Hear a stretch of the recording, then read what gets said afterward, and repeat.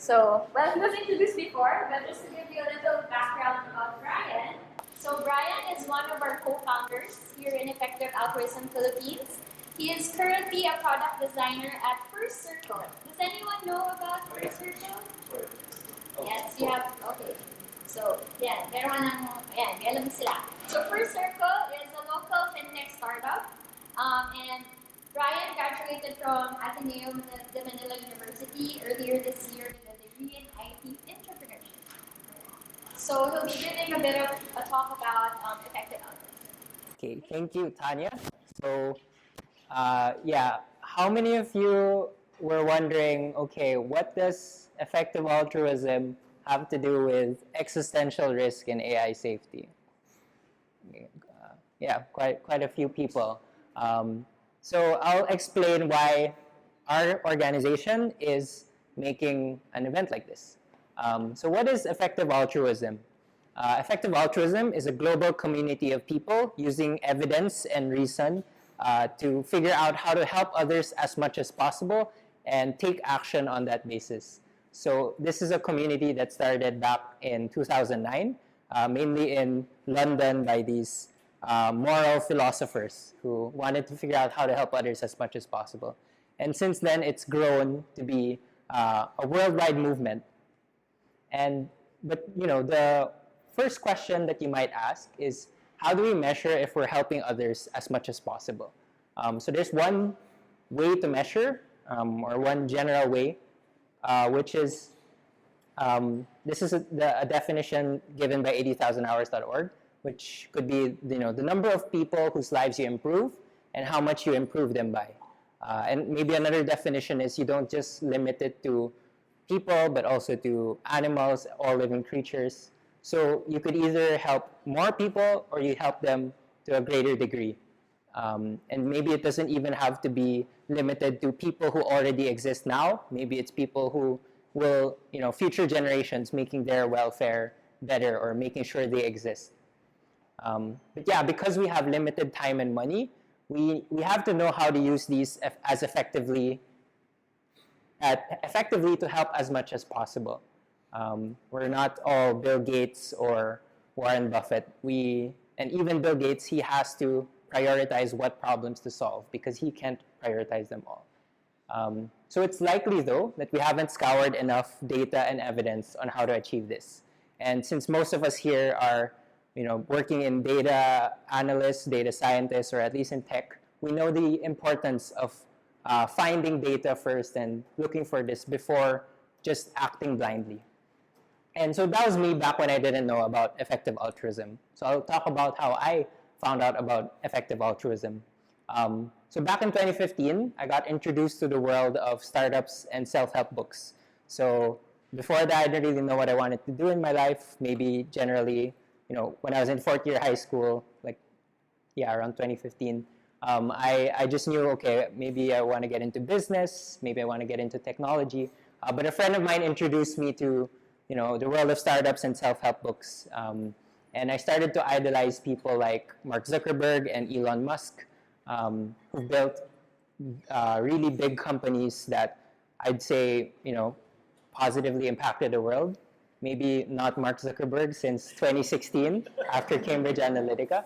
And then I also started to idolize content creators like Tim Ferriss and Ryan Holiday. So Tim Ferriss is the author of The 4-Hour Workweek, and I really like these books. And around 2017, you know, I was, you know, started to intern for a few startups, and I wanted to really emulate these people that I look up to. And so I created a mission statement to my life, like such a nerdy thing for like a 19-year-old to do. And like I even had a blog post about it where I mentioned this mission statement in there 2 years ago. And a few months later, a friend sent me the link to 80,000hours.org, the organization Pepe has been talking about. So they are an organization created because of the Effective Altruism movement. It's co-founded by one of the co-founders of Effective Altruism. And their goal is to help give people career advice to solve the world's most pressing problems and generally to help people at scale. their original target market was Ivy League students in the US, but I didn't know that at the time. I just, read everything I could in this website because I was like, I have this mission of helping people as much as possible. Let me read this guide that's supposedly for me. So it's like a 6-part guide, and in part 4, it talks about how to choose what global problem to solve, or what problem to solve. And I learned about EA through this site, and I learned what effective altruists ask themselves to prioritize different causes or global problems. So there's 3 main questions that they ask themselves. The first is it a big problem? How many people are affected now and in the future, and how bad is the problem for people now and in the future? So generally, you want to be working at a problem where there's more gold to be realized, meaning more impact that you can achieve, rather than a small problem.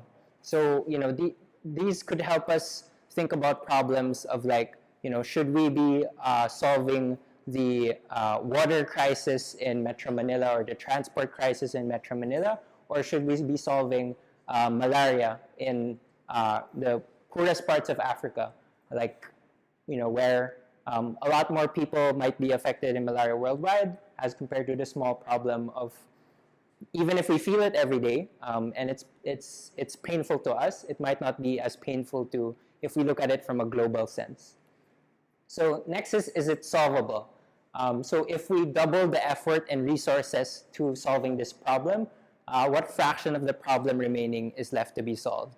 So you generally want to work in somewhere that's easier to dig up the gold, to dig up the impact, rather than something that's hard. So one example that could work here is between, again, malaria versus, or not malaria, maybe it's vitamin A deficiency, which none of you probably know is a problem, and versus cancer. So cancer, we know it as a big problem. Maybe we know people who've had it before, but it's somewhat hard to solve. While compared to vitamin A deficiency, you can cure this very cheaply, but a lot of the poorest people still aren't being given the resources for this problem to be solved. So it's cheaper to solve that problem rather than cancer, for example. And then the last problem, or the last question, is it a neglected problem? So how many people and resources are already dedicated to solving this problem? And if it's neglected, there's this concept of diminishing returns. So if millions of smart people are already working on a problem, it's unlikely that you as an extra person will make that much more of an impact.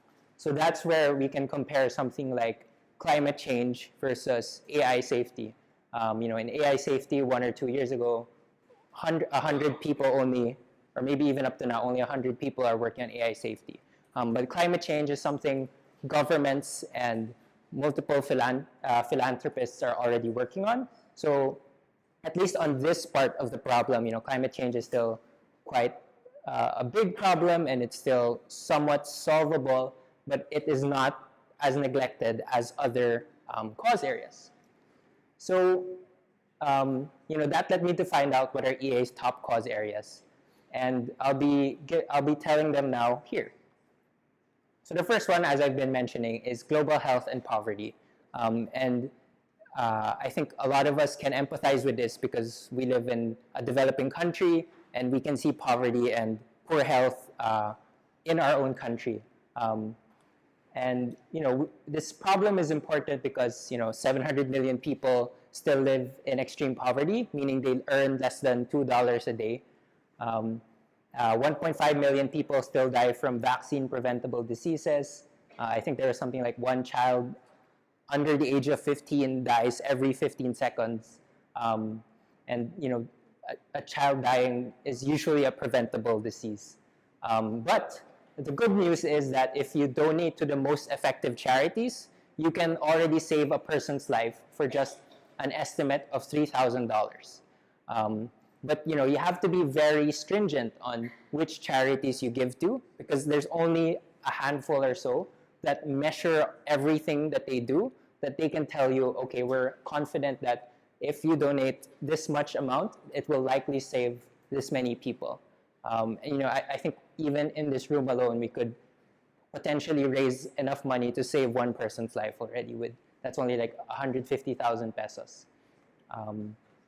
And yeah, so it's not just maybe here in the Philippines.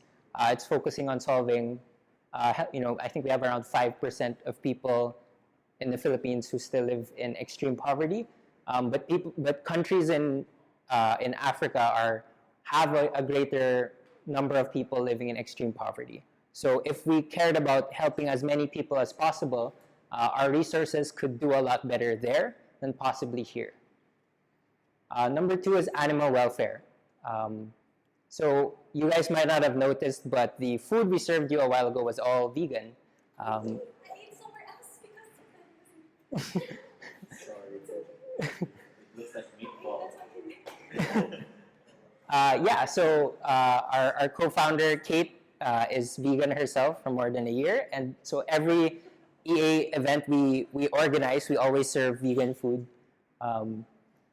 We're not all vegan in EA Philippines, but we still think it's an important cause area to work on. So 70 billion land animals are killed for food globally every year, with most experiencing extreme suffering over their lives.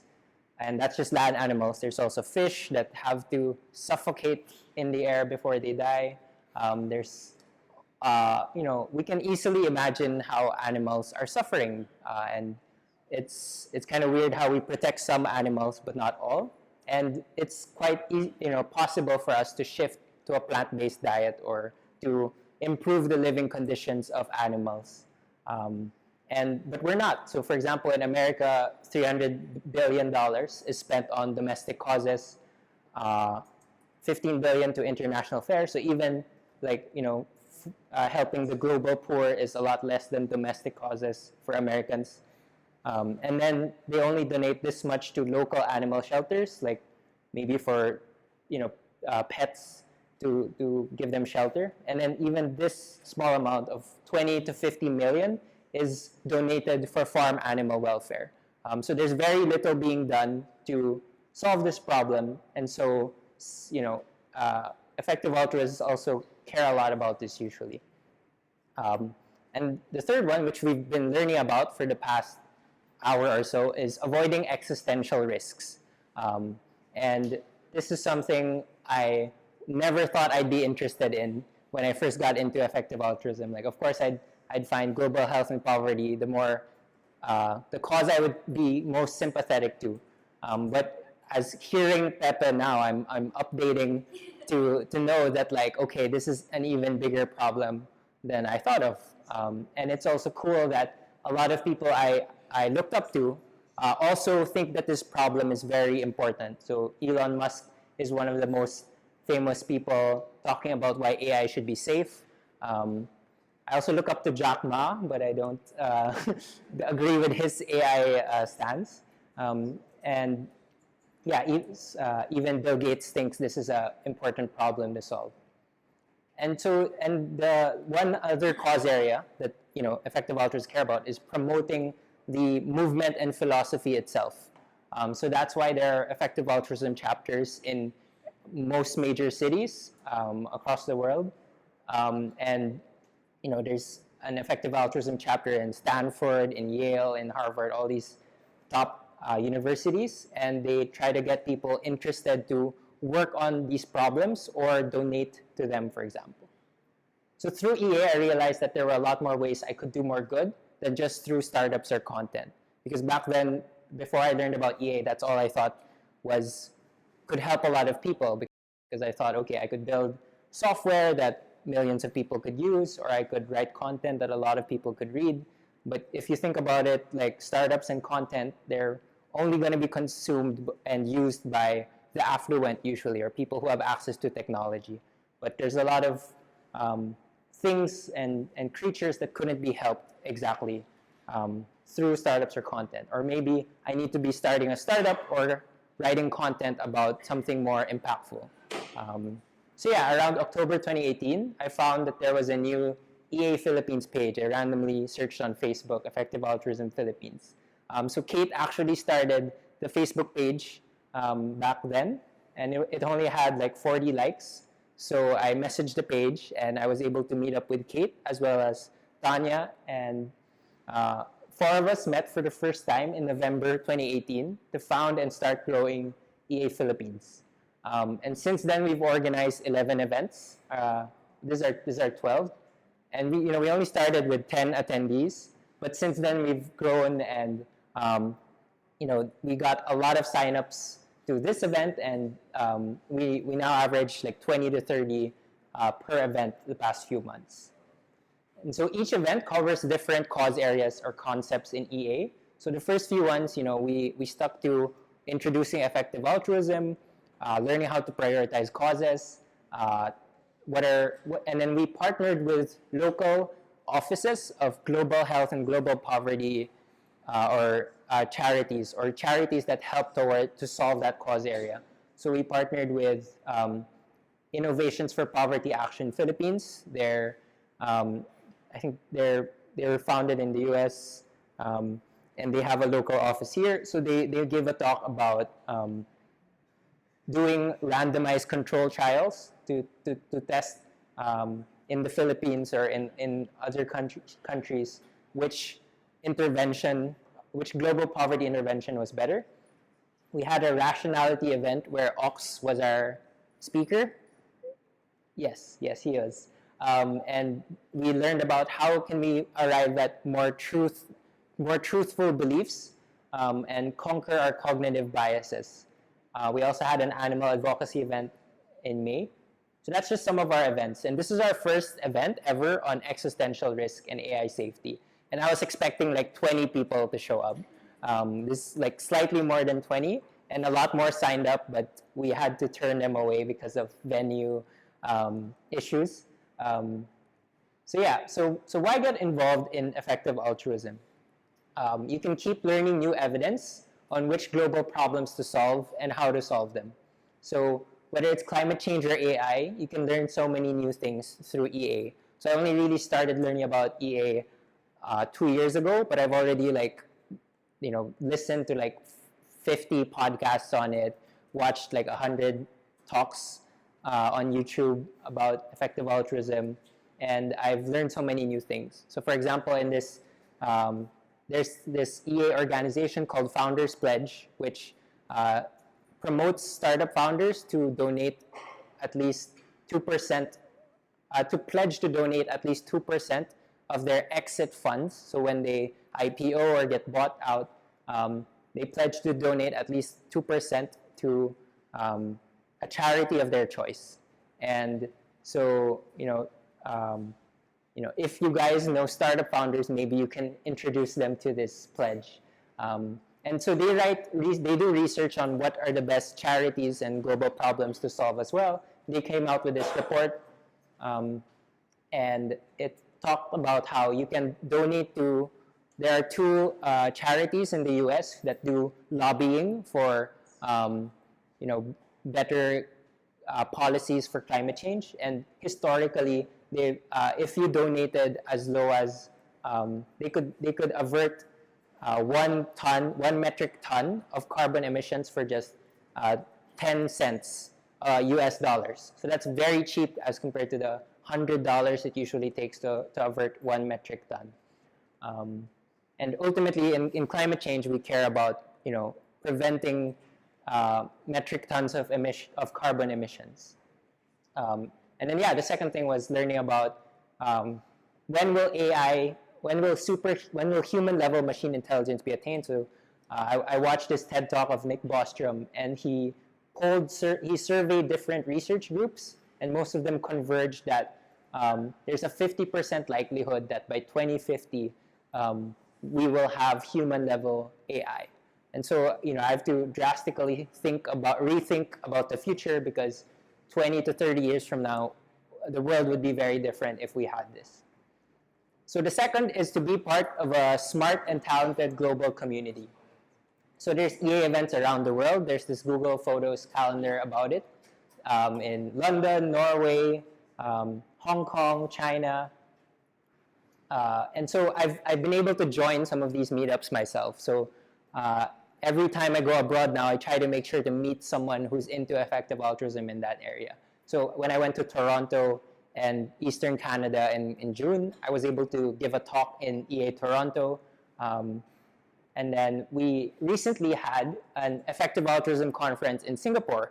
And Kate and me and Tanya were able to go. And we met with all the speakers in the conference. And there were like 150 other people who attended this conference. And it was really amazing. It's like, so I remember having a video call with some of these people interested in EA before this conference, and I thought, I would tell people that it's like joining like the Avengers, because it's like you're joining this group of people that really care about solving the world, solving the world's biggest problems, and doing so in their own areas. And we were talking about how can we grow the EA communities in our own areas, because usually they were very small. Yeah, and so here's just some other big name supporters of Effective Altruism. The CEO of Bill and Melinda Gates Foundation has endorsed Effective Altruism.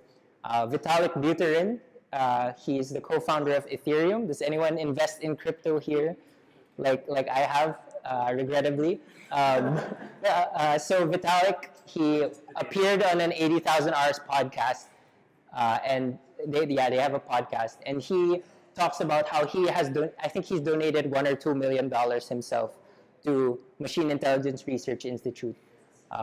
Dustin Moskovitz over here. So I should have been idolizing this guy instead of Mark Zuckerberg. Dustin, he co-founded Facebook, also co-founder of Asana, which I use at work. And so he is one of the biggest funders. He's pretty much the biggest funder of Effective Altruism worldwide.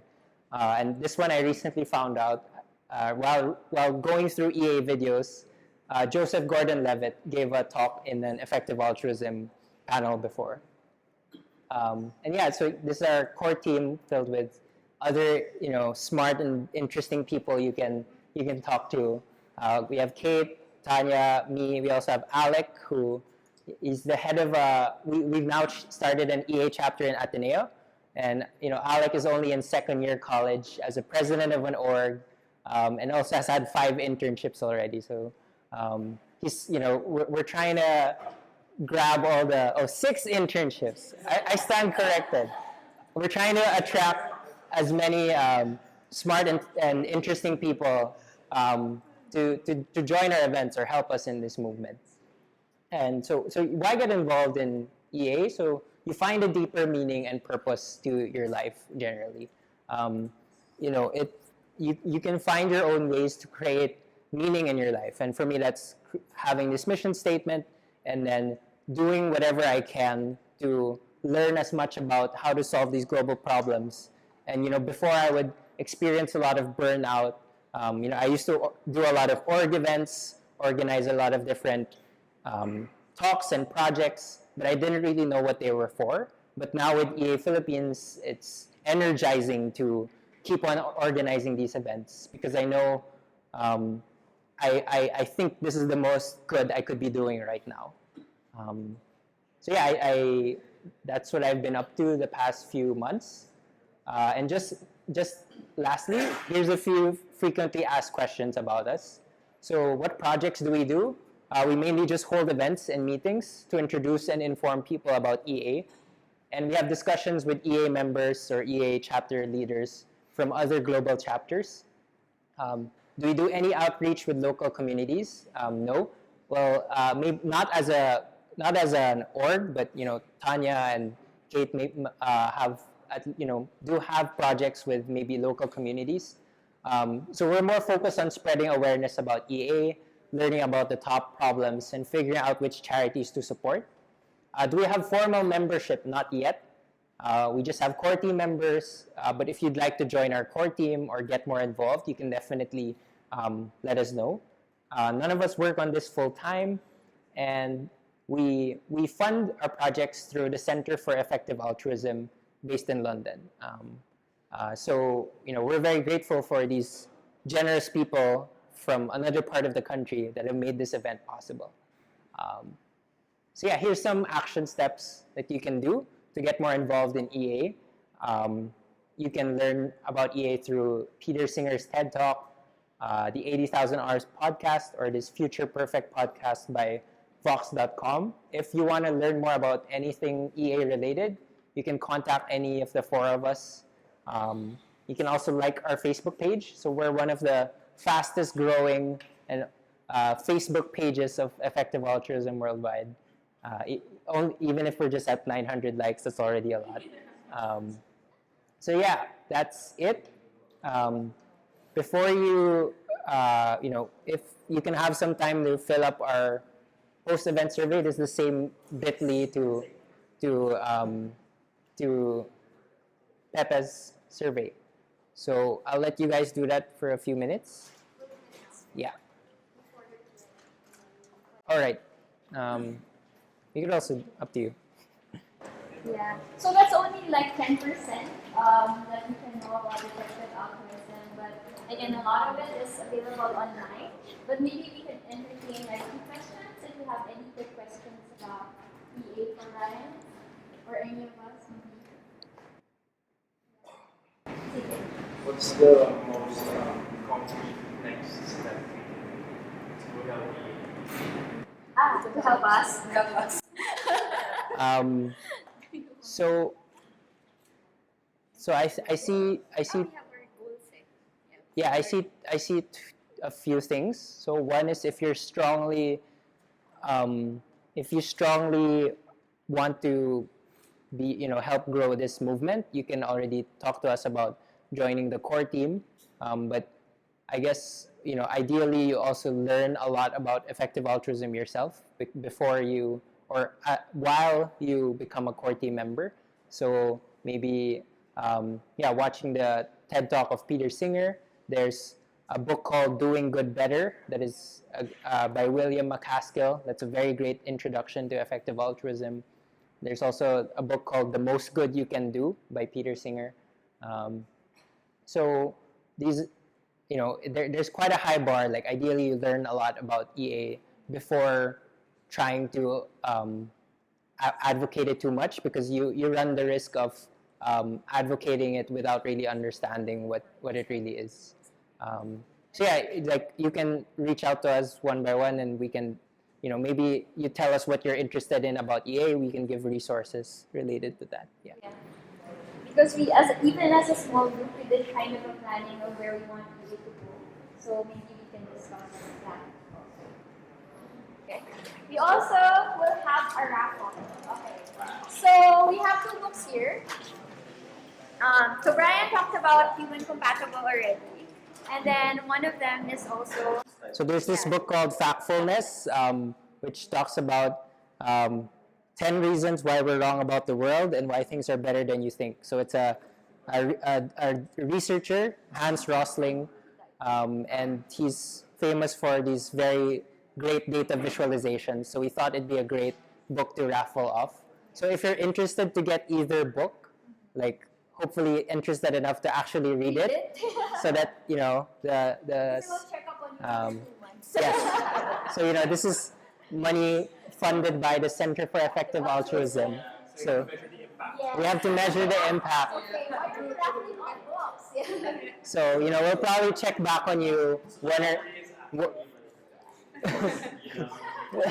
we'll probably check back on you 1 or 2 months from now. Just check back lang naman. Yeah. It's kind of lax, but it would be good if you really read it. So to do the raffle. So if you're interested to join, just give us your name tag.